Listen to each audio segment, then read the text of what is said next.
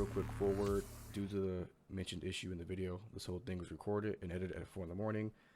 It's not the best, but hopefully you guys have fun and learn and can do this in your own games and, bully craft just for the hell of it. But that's all I got. Back to the video.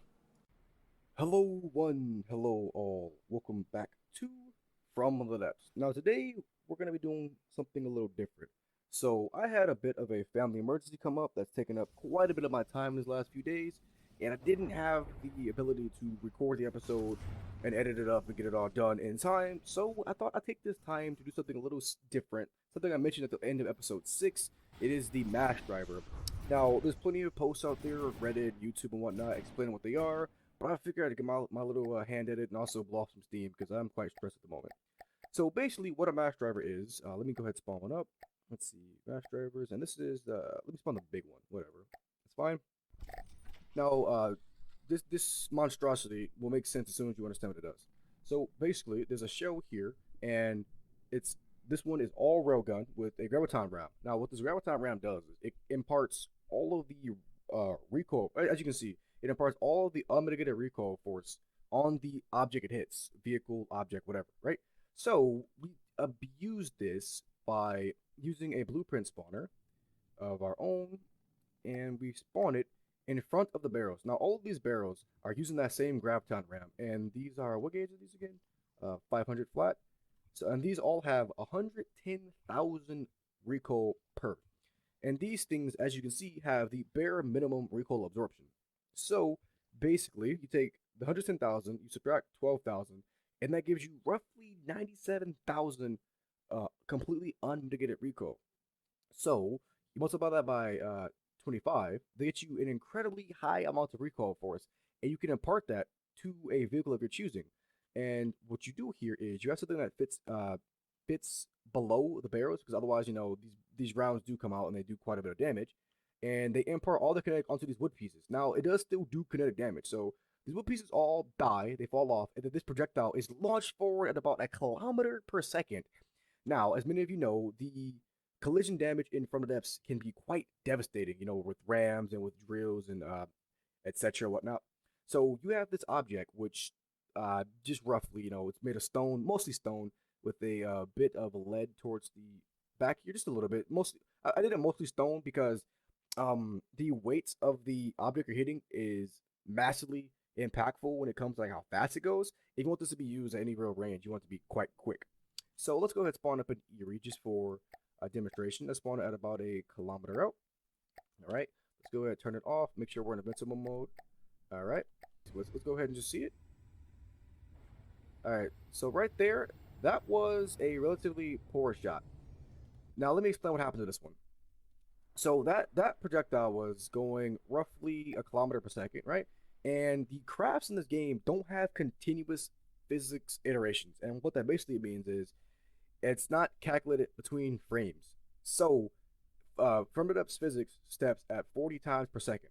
Now you take 1,000 divided by 40, and that projectile is going, I want to say, roughly 30 meters in distance every single frame. So basically, it hit here, but then teleport to the other side of it, and then did like no damage. So if you go over to this one, you see that it's basically undamaged. Like you see, it's basically untouched. And as you can see, it's going 1,500 meters per second. So even faster than I originally stated. So that right there is the biggest issue with these mash drivers. Now, what I've been testing and messing around with is, let's go ahead and unfreeze time. Let's go ahead and fix the area. What I have been messing around with is trying to make this system smaller. So as you can see, this is quite massive. Let me go ahead and spawn a new projectile. This thing is quite massive, quite expensive. I mean, this thing, the platform by itself, let me go ahead and get a good estimate for you guys. Go over here to my utilities test platform. So the platform costs 56,000, and this thing right here costs, let's see, 453,000. So basically, the gun itself is 400,000 material, minus the projectile. So this projectile is actually relatively cheap. That's one of the things I've been trying to work on. One of the most like devastating payloads would be a nuke, and those on their own cost 2,500. So I've been trying to make projectiles that are cheaper than that. If we go over here to mash drivers or mash driver shells, where's it at? The Big Mac cannon round. This thing only costs 606 material. So we're at a fourth of the nuke by itself, and that's without the supporting features to make it work. Now, speaking of supporting features, let me go ahead and explain what this weird section in here is. So, basically, what you want to do is you don't want this object slowing down, right? This is your projectile. We don't want it experiencing drag. If we were to, somehow get this craft moving, or any craft, for example, moving at 1,000 meters per second, it would experience a ridiculous amount of drag, slowing it down, making it incredibly hard to go forward. So what you do is you basically build a projectile off of this here light block. So this here light block is ethereal. It cannot be hit by any projectiles. It can't be collided. It has no collisions, and it has no drag. Now, that's important because sub objects also don't have drag. So basically, if you pull a turret side of your ship, that thing experiences no drag. Otherwise, you have these massive drag pockets in your ship. It'd be real wonky to control using airships and planes and whatnot. So what the devs have done is they made sub objects have no drag, and what you do is you place it on a block with no drag, and then a sub with everything goes on top of it. So now this whole projectile literally does not get slowed down. Does not get slowed down by aerodynamic drag, and it seems almost as if gravity doesn't affect it.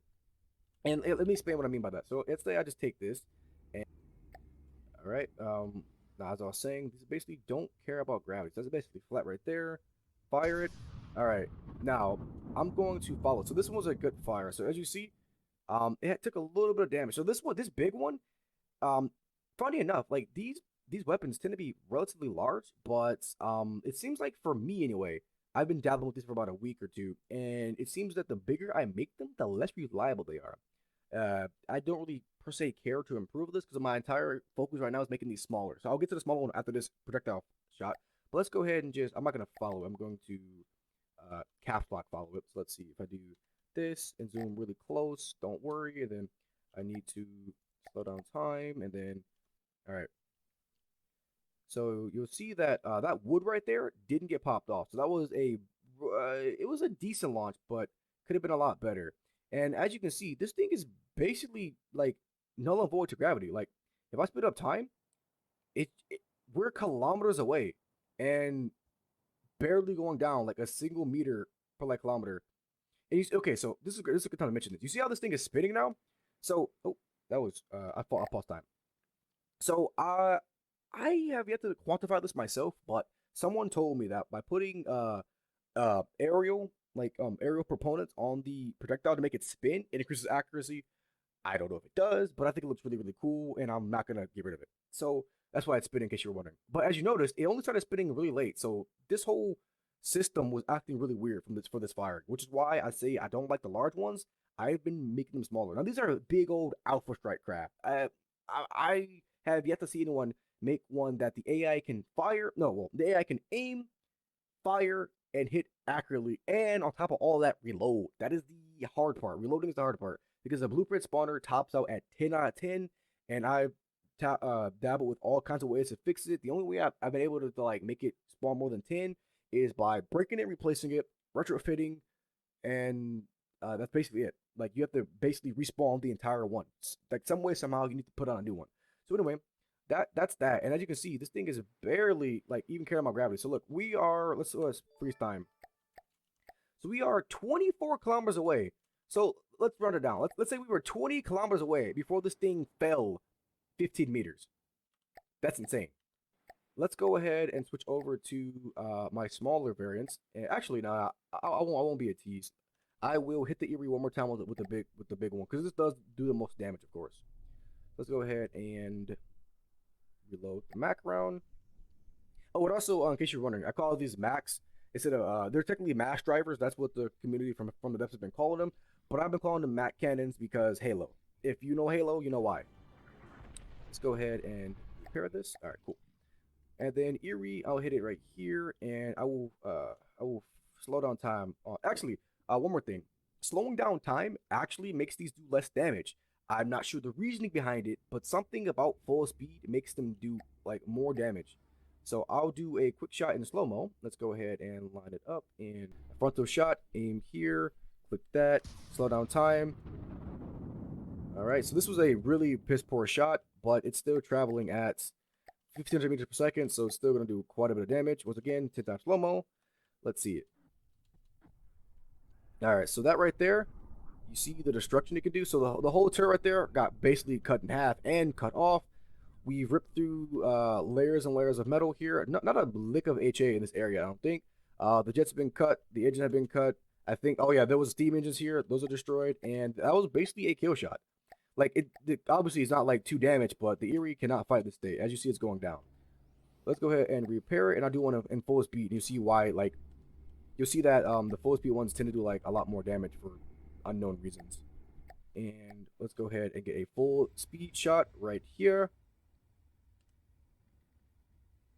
There, and you see now pause. So the slow motion shot cut from here to here, right? It was like a very very weird cone area, and we hit here, so we went up and through this area. Now that hit basically cut the entire nose off. Like it basically cut the Erie in half, like for 2/3 of his length, or a little more than half of his length. That right there did almost 2 million, 2 million like kinetic damage, and it cut all the way back to the jet still. So this hit did far more damage than the initial one. I have no idea the reason behind it, but something about full speed calculates the damage so much more intensely. Now, I do have to let you guys know from here on out, the ones I'm showing do not hit this hard. As you can see, this thing, I mean, it sucks up. Like, these are, what is this? 100, let me see, how much does the thing take again? 110,000 times 25. So, we're looking at, like, 2.5 million electricity a single shot. Also, the material cost of each of these is 26, so 26 to 25. That gives you roughly 650 materials per shot. The projectile costs 606, so it's not cheap to do this damage. But as you can see, how is the Erie still flying? But as you can see, it does ridiculous amounts of damage when done right. Okay, so this right here is what I call the Mini Mac. I'm sure you can see that it's a lot smaller. It shoots what are these 6-meter shells instead of 8-meter shells, but each one of these still sucks up 87,000 what is it, recoil or energy absorption.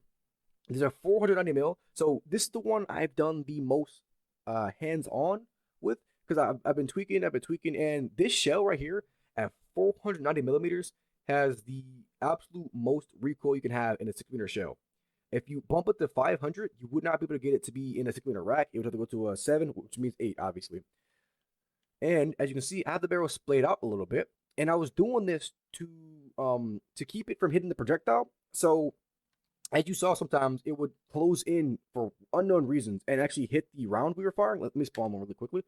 And because of that, I decided to move these out by 5 degrees, and it doesn't affect the actual speed. I thought that maybe it would affect the launch speed, but I noticed it dropped it by like 4 meters per second. 4 out of 1600, basically negligible. Like, that's a rounding error, if anything.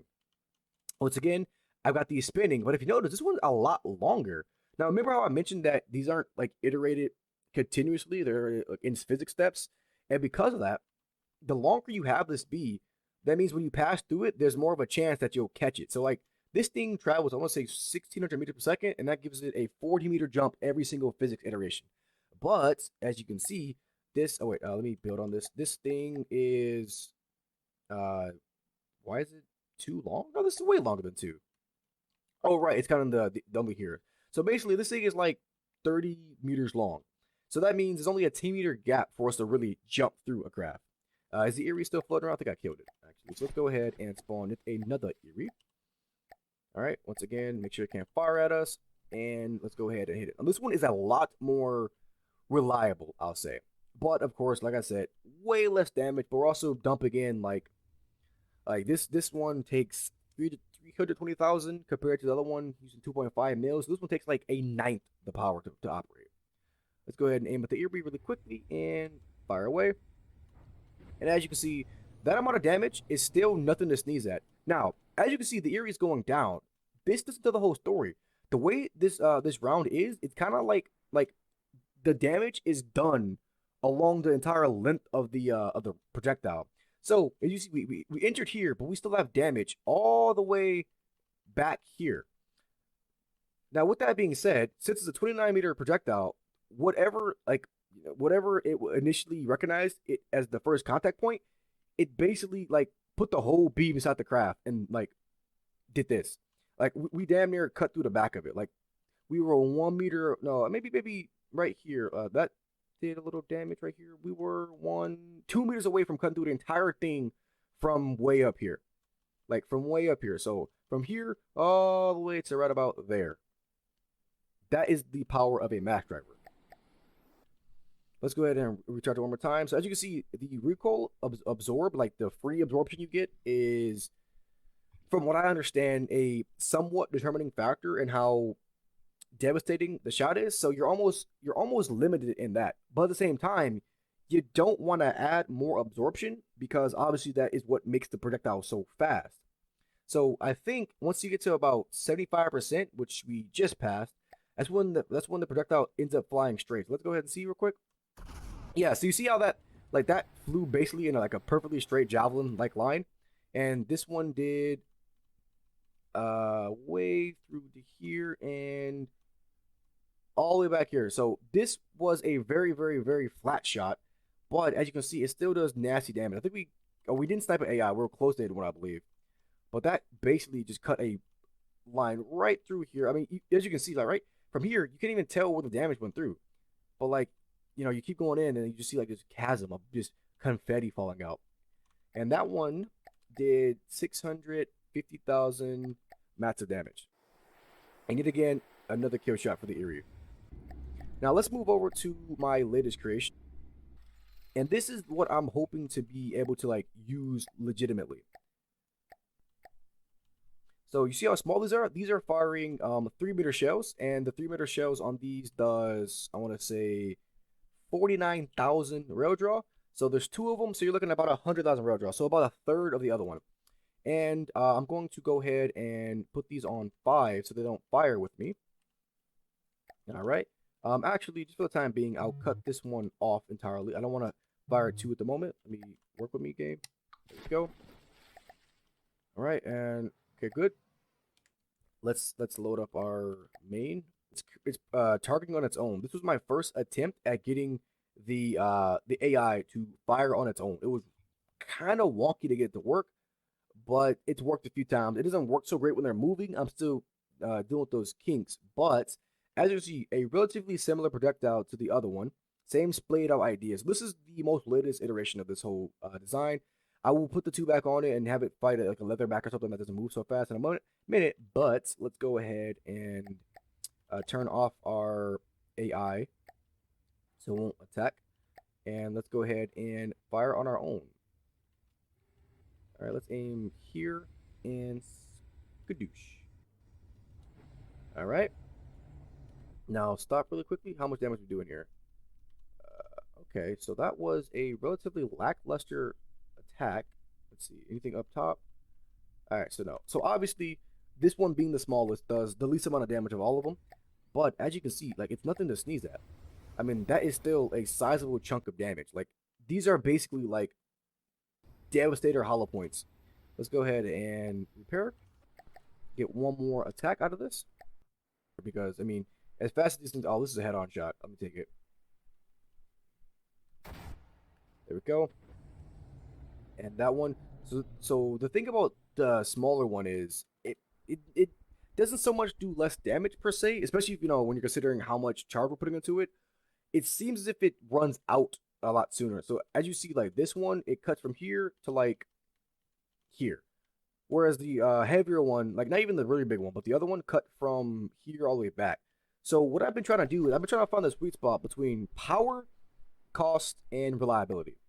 And so far, I'm liking this one the most because the footprint is really respectable. It's damn near like this is completely reasonable. It only uses 100,000 energy per shot. I mean that's a lot, of course, right? But I mean to do that amount of damage, that's nothing. That's once again nothing to sneeze at. So what I've done is I've given us perfect accuracy. Let me go all the way up to full perfect. And I've got these both telling them to switch targets on prime numbers. That was just so they don't end up aiming at the same spot per se. So I'll load these up. All right, they're full up. And see, the one issue I have with the AI aiming this is, as you know, the AI has weird habits of like aiming at stuff like this or like here or like over here. If they were both to get like smack center shots, this would be a no-brainer. But I'm gonna go ahead and let the AI fire it this time, and I'll fire it next time. So let me just wait for them to switch over and fire. All right. So right here. So we got a weird hit off on this angle. Doesn't seem to be very much of importance over here. Oh wow, what's up, dude? And then the other one fired kind of like in here ish. I didn't really see where those connected, but they did 2% damage. But once again, they do so much damage in a single spot. Like there's no amount of armor that can stop them because oh, was that a kill shot? It was a most definitely not happy shot. I'll say that. Let's go ahead and repair this while I spawn new ones. But there's no amount of armor that can really stop this. Like it does ridiculous amounts of damage even at super low energy draws, and also like with the whole teleporting it does. It's like how do you stop it? It appears inside of you. It's basically like if heat could carry a nuke or something. But I'm gonna fire these myself, and I have these offset. I took the same ACB setup, and I just have them to where the one up here it just offset by half a second. So that's all I've done. Let's go ahead and fire. Let's aim for right at the base of its bulbous head. Are we all loaded? Let's see. Yep, and fire.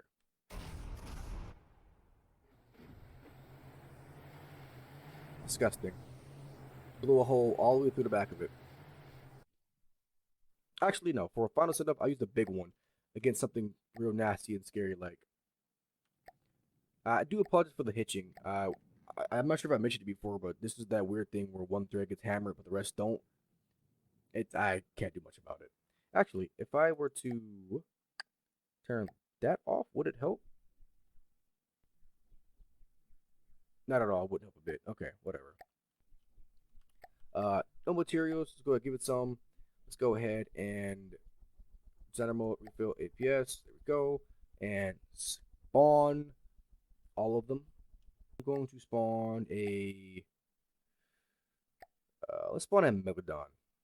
Screw the Megalodon, right? Oh, hello. Don't attack, don't attack, don't attack. Are these all loaded up? They are all loaded up. All right. Bye bye, Megalodon. Get screwed.